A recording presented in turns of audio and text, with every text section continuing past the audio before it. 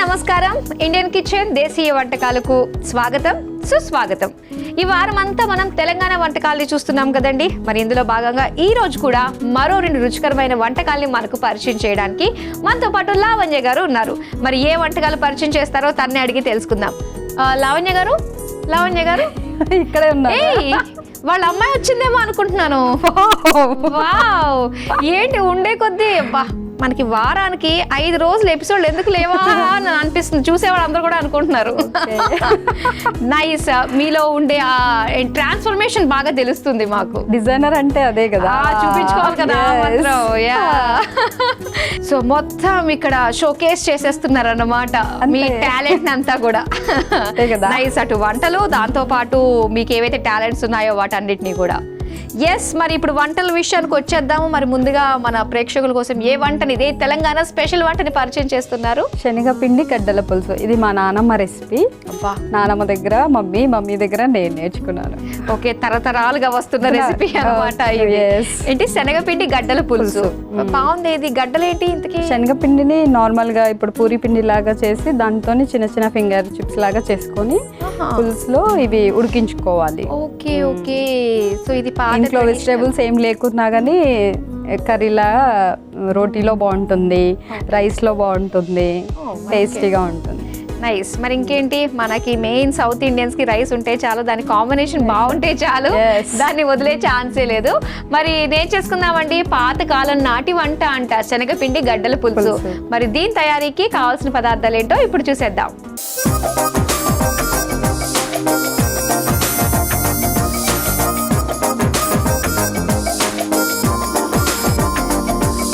శనగపిండి గడ్డల పులుసు తయారీకి కావాల్సిన పదార్థాలు సిద్ధంగా ఉన్నాయి. ఎస్, పులుసు కాబట్టి చింతపండు రసం కూడా మనం నానబెట్టుకుని పెట్టేసుకోవాలి.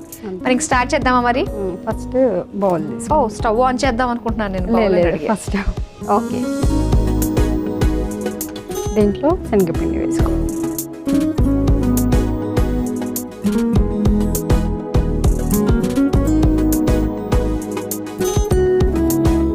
దీంట్లో మిర్చి పౌడర్,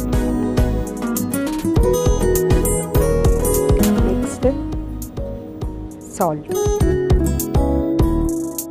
నెక్స్ట్ పసుపు, ఓకే,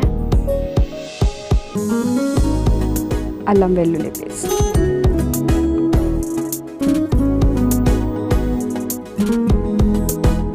వాటర్ వేసి చపాతీ పిండిలాగే మనం కలుపుకోవాలి.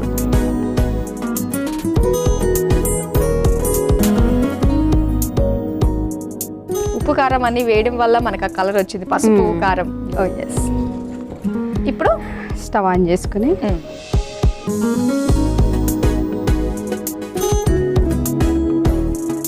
ఓకే,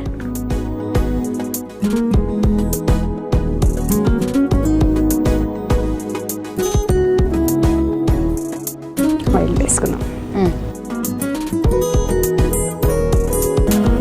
ఆయిల్ కాస్త వేడైన తర్వాత ఇంకా రెగ్యులర్ మనం పులుసు, పోపు దినుసులు వేసుకోవాలి.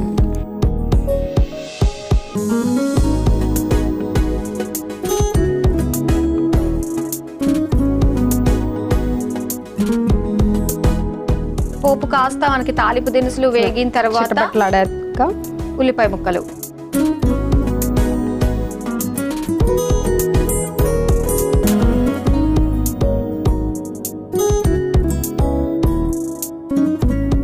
మీ ఇంట్లో 4 ఆడపిల్లలే? ఒక బ్రదర్. అందరికంటే ముందా లాస్టా, యంగరా ఎల్డరా? ఫస్ట్ సిస్టర్, తర్వాత బ్రదర్, నా నెంబర్ వచ్చేస్తాడు, నెక్స్ట్ ఇంకో సిస్టర్. Okay okay. సో ఇంట్లో కూడా, మీ పుట్టింట్లో కూడా మీ ఆటలు సాగేవి బానే, ఎందుకంటే థర్డ్ కాబట్టి, అక్కలు అన్నలు ఉన్నారు కాబట్టి. సో మీ చిన్ననాటి మెమరీస్లో మీ ఊరికి సంబంధించి, మీరు పుట్టి పెరిగిన ప్లేస్కి సంబంధించి అసలు మర్చిపోలేనివి ఏమున్నాయి? చిన్నప్పుడు ఊర్లో అంటే మాకు జాతర అవుతుంది టెంపుల్ దగ్గర, ఇంకా ఫ్రెండ్స్ అందరం కలిసి ఫుల్ ఎంజాయ్. మొత్తం క్లాస్మేట్స్ అందరం అంత సరౌండింగే ఉండేవాళ్ళు, ఫ్రెండ్స్ అందరం కలిసి ఫుల్ ఎంజాయ్. నెక్స్ట్ గణేష్ నవరాత్రులు ఫుల్ ఎంజాయ్ చేసేవాళ్ళం. ఓకే. కొన్ని ఏంటంటే మనం పుట్టి పెరిగిన ప్లేస్లో కొన్ని ట్రెడిషన్స్ అస్సలు మారవు. ఎన్నేళ్ళన్నా కూడా అబ్బా అది అలానే చేస్తున్నారు ఇన్నేళ్ళైనా అని చెప్పేసి అనిపిస్తుంది. ఎవ్రీ ఇయర్ శివాలయంలో జాతర అలాగే జరుగుతుంది. ఏ శివాలయము, ఎవరు దేవుడి పేరు ఏంటి? స్ఫటికలింగం. మన ఇప్పుడు భారతదేశంలోనే 3rd ప్లేస్ అన్నమాట అక్కడ ఉన్న స్ఫటికలింగం. ఫేమస్. ఇంకోటి అక్కడే దత్తాత్రేయ టెంపుల్ ఒకటి ఉంటుంది మనకి, గాన్గాపూర్లో ఒకటి ఉంది, నెక్స్ట్ ఇక్కడే ఉంది అనమాట. అది కూడా చాలా ఫేమస్, చాలా మంది వస్తూ ఉంటారు, చాలా నమ్ముతారు దేవుడు. అవునవును, గురు అనుగ్రహం కావాలి అని దత్తాత్రేయ స్వామికి పూజించాలి. ఓకే, ఇది చక్కగా వేగిపోయింది. కొంచెం అల్లం వెల్లుల్లి పేస్ట్,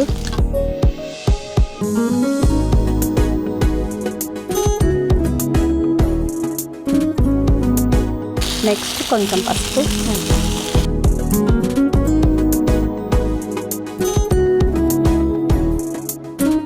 కొంచెం కారం,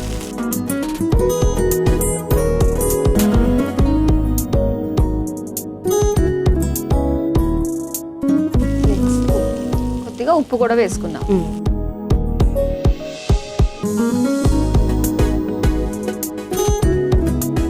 ఫ్రై అవుతుంటే చింతపండు గుజ్జు తీసి పెట్టుకోవాలి. అది కూడా మనం చిన్న చిన్న ఉండల్లా చేసుకోవాలా? చేసుకోవాలి. ఇది పులుసు మరుగుతున్నప్పుడు చేసుకుంటూ దాంట్లో వేసి. Okay okay.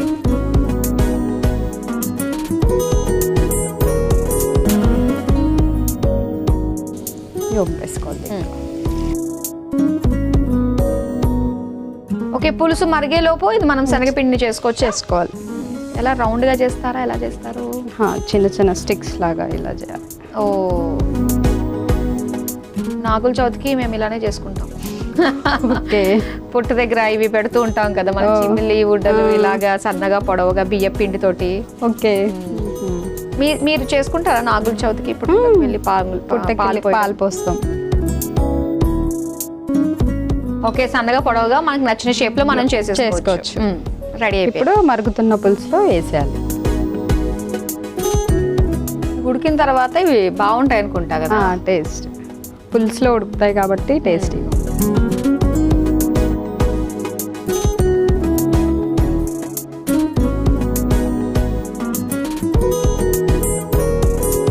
సో ఇది మనకి ఉడికితే రెడీ అయిపోయినట్టే పులుసు.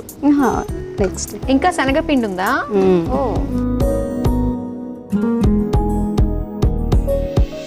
కొంచెం శనగపిండిలో ధనియా పౌడర్ మిక్స్ చేసి వాటర్ వేసి బ్యాటర్ లాగా చేసుకోవాలి. అంటే ఇది కాస్త మనకి గ్రేవీ లాగా వస్తుంది, కొంచెం థిక్నెస్ వస్తుంది. మీరు మంచి సిండ్రెల్లా ఫ్రాక్ వేసుకుని వంట చేస్తుంటే నేను మాట్లాడినవిని వేసేస్తారా ఇంకా? అయితే మరి వేసేద్దాం. బాగుంది. ఫోటోలు తీసుకోండి ఎవరైనా తీసుకోవాలంటే.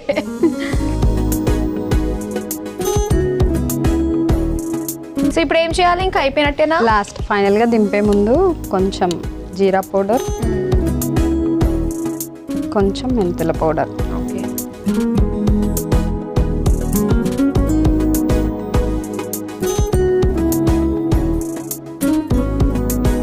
ఇది రోటీల్లోకి రైస్కి కూడా బాగుంటుంది. రెడీ. స్టవ్ ఆఫ్ చేసేస్తున్నాను.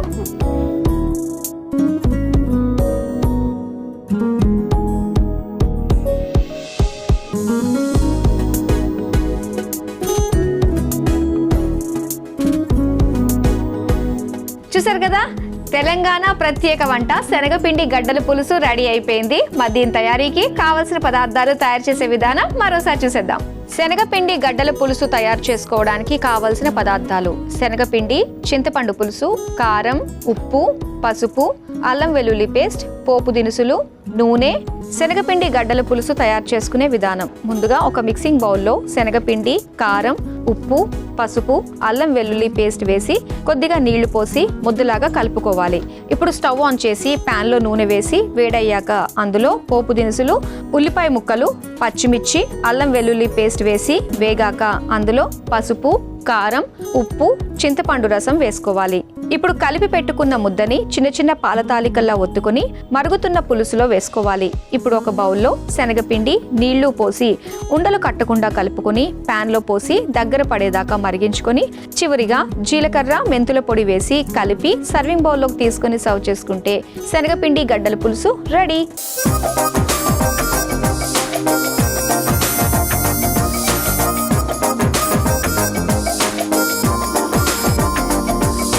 శనగపిండి గడ్డల పులుసు తయారీకి కావాల్సిన పదార్థాలు, తయారు చేసే విధానం చూసారు కదా. ఇప్పుడు టేస్ట్ చేసి ఎలా ఉందో చెప్తాం. టేస్ట్ చేద్దామా? రెడీ.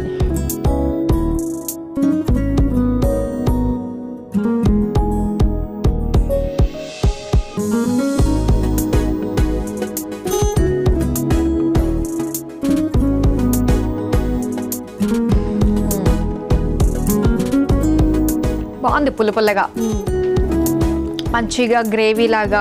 మీరు అన్నట్టుగా నాకు తెలిసి రైస్ లో కంటే మనకి ఇది రోటీలో చాలా బాగుంటుంది కదా. జొన్న రొట్టె కాంబినేషన్ బాగుంటుంది. ఓ అవునా, నైస్. ఈసారి ట్రై చేయాలి అయితే. ఓకే, మరి శనగపిండి గడ్డల పులుసు ఓకే. మరి నెక్స్ట్ ఏ రెసిపీ ప్రిపేర్ చేస్తున్నారు? కోవా గర్జలు. కోవా గజ్జలు స్వీట్ ఐటమ్, చక్కగా ట్రెడిషనల్ కదా. ఇది ఎక్కువగా మీరు పెళ్లిళ్ళు చేస్తూ ఉంటారా, లేదంటే పెళ్లిలో సార పెట్టడానికి, సీమంతం సార పెట్టడానికి కంపల్సరీ మా దగ్గర కోవా గర్జలే చేస్తాం. ఓకే, మా ట్రెడిషన్ అన్నమాట, కంపల్సరీ గర్జలు చేస్తాం. ఓకే ఓకే, మరి నేర్చేసుకుందామా అండి కోవా గర్జలు? మరి దీని తయారీకి కావాల్సిన పదార్థాలు ఏంటో ఇప్పుడు చూసేయండి.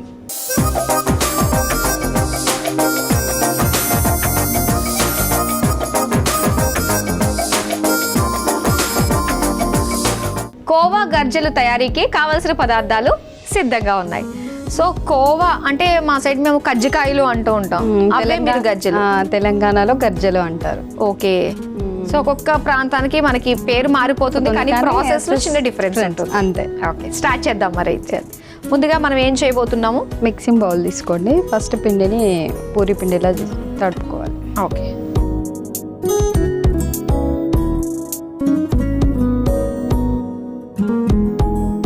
అయితే ఇప్పుడు మనం వేసుకున్నది గోధుమ పిండి. చాలా మంది ఏంటంటే కమర్షియల్ గా మనకి మైదా పిండితోనే చేసి, కానీ అది హెల్త్ కి మంచిది కాదు కదా, అందుకని నేను గోధుమ పిండితోనే చేస్తాను. ఇంట్లో చేసుకునేవన్నీ హెల్త్ రిలేటెడ్ గానే చేసుకుంటాం మనం.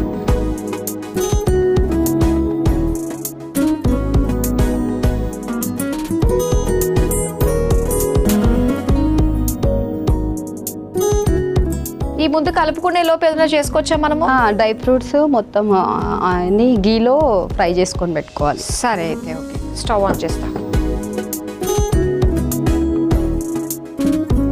ప్యాన్ పెట్టుకొని నెయ్యి వేసుకోవాలి, 2 టేబుల్ స్పూన్స్. నెక్స్ట్ ఈ డ్రై ఫ్రూట్స్ అన్ని ఫ్రై చేసుకోవాలి. ఇవి వేగుతూ ఉంటాయి, మరి ఈ లోపల ఏమైనా చేయొచ్చా? ఆ లోపు ఇవి చిన్న చిన్న బాల్స్ చేసి పెట్టుకున్నాం.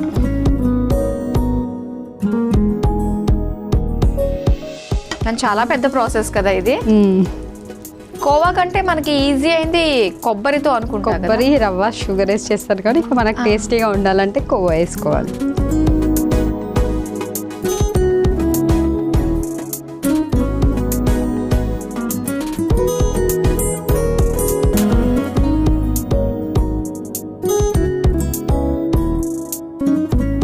కొంచెం రవ్వ వేయించుకోవాలి. చాలా సరే.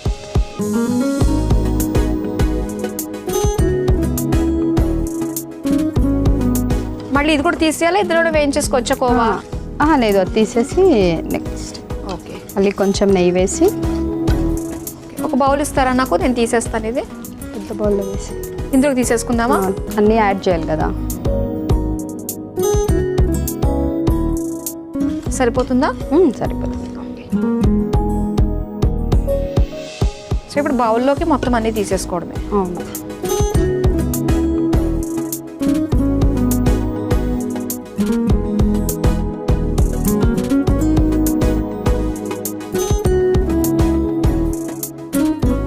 నెక్స్ట్ మళ్ళీ 2 టేబుల్ స్పూన్స్ నెయ్యి వేసుకొని ఇందులో కోవా వేసుకోవాలి. ఇవన్నీ పీసెస్ కట్ చేసి వేసుకోవాలి.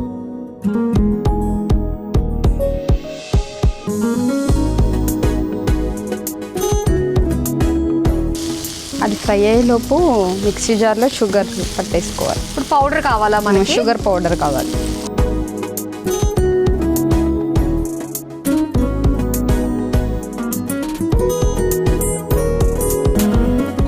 మీరు వెళ్ళే లోపు మిక్సీ పట్టుకోవడానికి ఒక్కసారి చూడండి కోవా మనకి చాలా. ఇది కూడా ఇందులోకి తీసేనా? దాంట్లో షిఫ్ట్ చేయండి. కోవా కూడా కొంచెం మనకి మెల్ట్ అయింది. మిల్ట్ అయిపోతుంది, అందులో మిక్స్ అయిపోతుంది. ఓకే, కోవా కూడా మనం బౌల్లోకి తీసేసుకున్నాము. నెక్స్ట్ ఇప్పుడు షుగర్ పౌడర్ చేసుకోవాలి. సరే,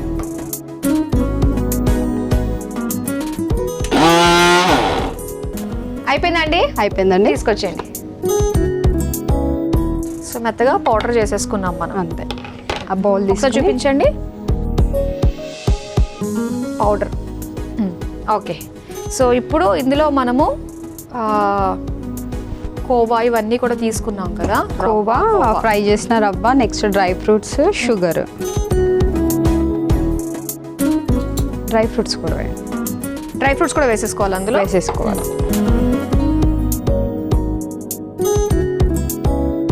నెక్స్ట్ ఇలాచీ పౌడర్.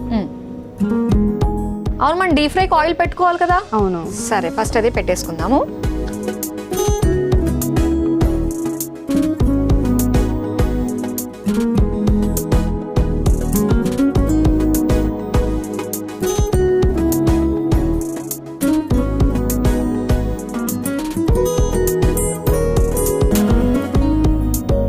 ఓకే, వావ్, రెడీ అయిపోయినాయి కోవా గర్జలు. గర్జించే గర్జలా ఇవి. తిన్నాక మనం గర్జిస్తామేమో. ఏది ఇప్పుడు మనం సర్వింగ్ ప్లేట్లో సర్దేసుకుందాం. బాబా, అన్నీ ఈవెన్గా ఉంటాయి. ఇలా మనకి చెక్క ఉందంటే, మోల్డ్ ఉంది కదా, అన్ని ఈవెన్గా.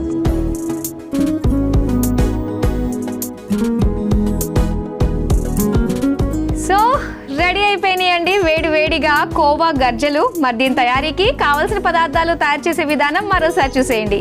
కోవా గర్జలు తయారు చేసుకోవడానికి కావలసిన పదార్థాలు: కోవా, ఉప్మా రవ్వ, పంచదార, ఇలాచీ పొడి, నెయ్యి, గోధుమ పిండి, నూనె, ఉప్పు, డ్రై ఫ్రూట్స్. కోవా గర్జలు తయారు చేసుకునే విధానం: ముందుగా ఒక మిక్సింగ్ బౌల్లో గోధుమ పిండి వేసి కొద్దిగా నీళ్లు పోసి చపాతీ ముద్దలాగా కలుపుకొని చిన్న చిన్న ఉండలుగా చేసుకుని పక్కన పెట్టుకోవాలి.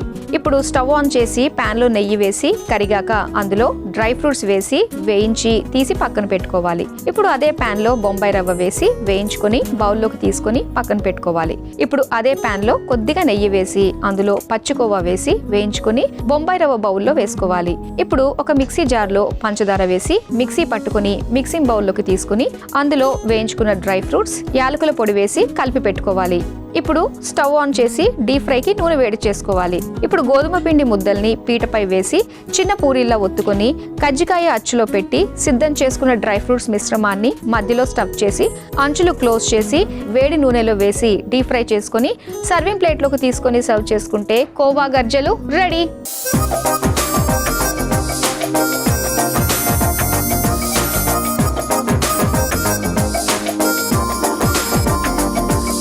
కోవా గర్జల తయారీకి కావాల్సిన పదార్థాలు, తయారు చేసే విధానం చూసారు కదా. ఇప్పుడు టేస్టింగ్ టైం. టేస్ట్ చేసి ఎలా ఉందో చెప్తాం. టేస్ట్ చేద్దాము. వేడి వేడిగా ఉంటుంది. ఇది ఏం చేయాలంటే ఫస్ట్ షేర్ చేయాలంటే సగానికే చేయాలి. ఎడ్జెస్లో చేసామంటే తూర్చు తొండే. స్వీట్ రాదు, రాదు. వావ్, కొంచెం చల్లగా అవుతే క్రిస్పీగా ఉంటుంది. వేడిగా ఉంది కాబట్టి మెత్తగా. నేను టేస్ట్ చేస్తాను. క్రిస్పీగా ఉంది. లోపల కోవా స్టఫ్ అది కూడా చాలా బాగుంది. తినండి, నాలుగు కాలన పర్లేదు అప్పుడప్పుడు. బాగుంది, టేస్ట్ బాగుంది కదా. నైస్, చాలా బాగుందండి. మీరు పర్చేజ్ చేసిన 2 వంటకాలు కూడా సూపర్. ఈజీగా ఇంట్లో తయారు చేసుకునే విధంగానే ఉన్నాయి. పాతకాలం వంటకాలు, బట్ ఇంకా మంచి టేస్ట్, మంచి ఆదరణ ఉన్నాయి వీటికి. ఎస్, ఎవర్ గ్రీన్ వంటకాలు మాకు పరిచయం చేసినందుకు thank you so much. Thank you అండి. చూసారు కదా అండి, మరి లావణ్య గారు మనకి పరిచయం చేసిన టేస్టీ తెలంగాణ ప్రత్యేక వంటకాలు చాలా బాగున్నాయి. శనగపిండి గడ్డల పులుసు, అలానే ఇప్పుడు మనం చూసిన కోవా గర్జలు అదిరిపోయి. మీరు డెఫినెట్ గా ట్రై చేయండి. ఇవ్వండి ఇవాల్టి తెలంగాణ ప్రత్యేక వంటకాలు. వచ్చే వారం మరో చక్కటి ప్రాంతానికి సంబంధించిన రుచులతో మళ్ళీ మీ ముందుకు వచ్చేస్తాం. Until then bye.